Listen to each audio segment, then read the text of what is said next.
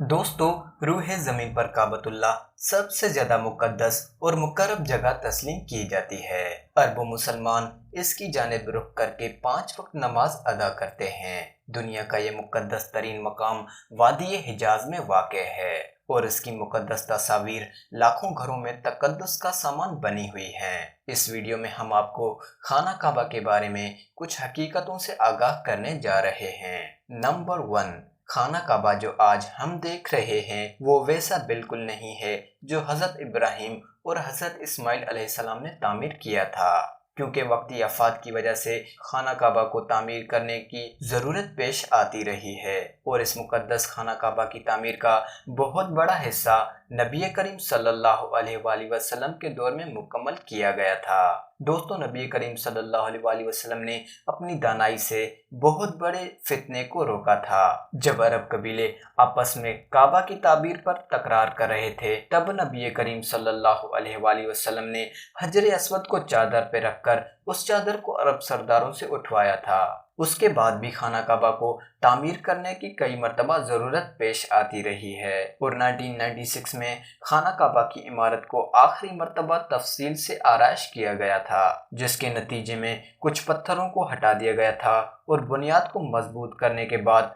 नई छत का बंदोबस्त भी किया गया था। ये खाना काबा की सबसे आखिरी तामीर है और अब खाना काबा को पहले से ज़्यादा मजबूत और महफूज तस्लीम किया जाता है।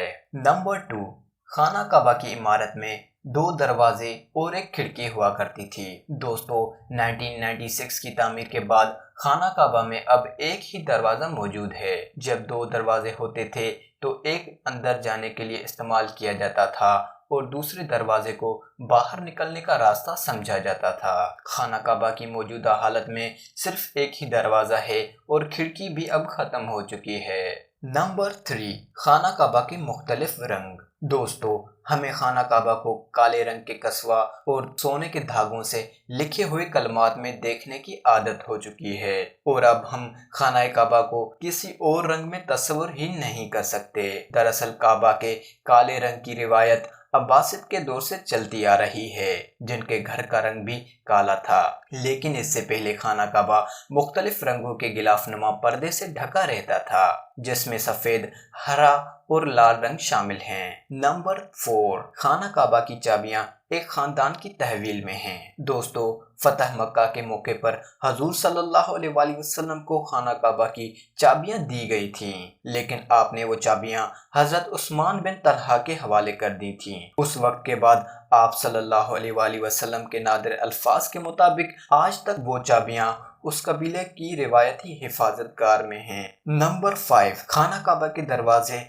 आवाम के लिए खुले रहते थे।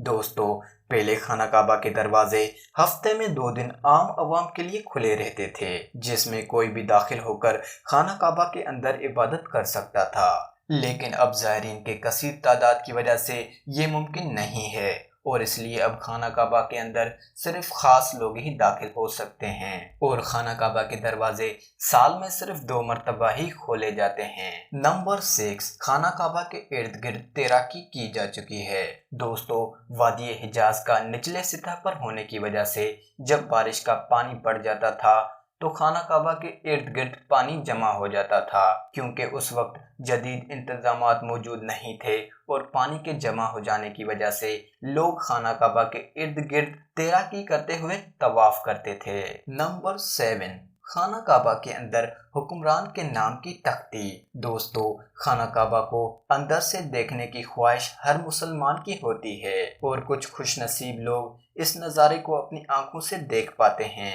एक इंतहाई खुशनसीब वो भी है जिसे खाना काबा के अंदर तस्वीर बनाने का मौका मिला। जिस वक्त के हुक्मरान ने खाना काबा की आराइश करवाई थी, उसने अपने नाम की तख्ती भी खाना काबा के अंदर लगवाई थी।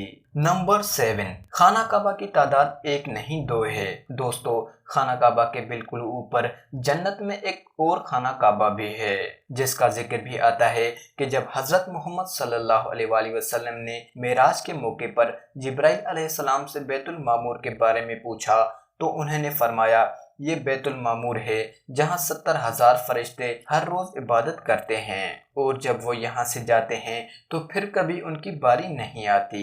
نمبر 8، حجر اسود۔ دوستو، کیا کبھی آپ نے اس بات پر ذہن سازی کی ہے کہ حجر اسود ہمیشہ چاندی کے سانچے میں کیوں گھرا رہتا ہے؟ ذرائع کے مطابق حجر اسود بحرین کے اسماعیلی گروپ کپ مارٹینز کے ہاتھوں ٹوٹ گیا تھا۔ اس گروپ کا یہ ماننا تھا کہ حج مبارک ایک توہینی عمل ہے، اور اس بات کو پروف کرنے کے لیے انہوں نے 10,000 حاجیوں کو قتل کر کے انہیں آب زمزم کے کنویں میں پھینک دیا تھا، اور یہ شیطانی گروہ حجر اسود کو لے کر عراق کے شہر کوفے پہنچے، جہاں انہوں نے تاوان بھی وصول کیا تھا۔ جب ان کو سخت مجبور کیا گیا تو انہوں نے حجر اسود کو خلیفہ وقت کے حوالے کر دیا۔ جب خلیفہ وقت نے حجر اسود کو وصول کیا تو یہ ٹکڑوں میں تھا، اور اسے مکمل تصویر دینے کے لیے چاندی کے سانچے میں رکھا گیا ہے۔ نمبر 10، خانہ کعبہ کا شیپ مکعب نہیں ہے۔ دوستو، مکعب یعنی اسکوائر۔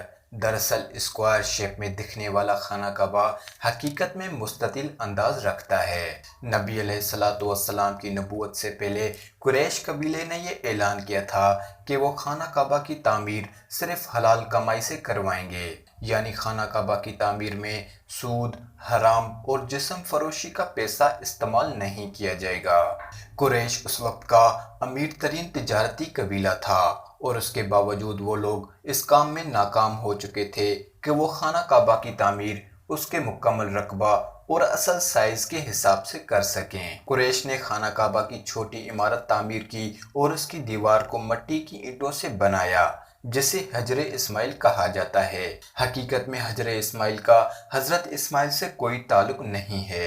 اپنی زندگی کے آخری زمانہ میں رسول اللہ صلی اللہ علیہ وآلہ وسلم نے خانہ کعبہ کی دوبارہ تعمیر کا ارادہ کیا تھا، لیکن اس ارادے کے انجام سے پہلے آپ جہان فانی سے رخصت ہو گئے تھے۔ خلیفہ عبداللہ بن زبیر کے دور حکومت میں خانہ کعبہ اسی حالت میں موجود تھا جسے نبی علیہ السلام نے دیکھا ہوا تھا۔ دوستو، امید ہے آج کی ویڈیو نے آپ کی انفارمیشن میں اضافہ کیا ہوگا۔ اس کارآمد انفارمیشن کو ثواب کی نیت سے اپنے احباب کے ساتھ شیئر کریں، اور آپ کو بتاتا چلوں، میں ہوں آپ کا ہوسٹ بلال حیدر، اور ملتے ہیں آنے والی انفارمیٹیو ویڈیو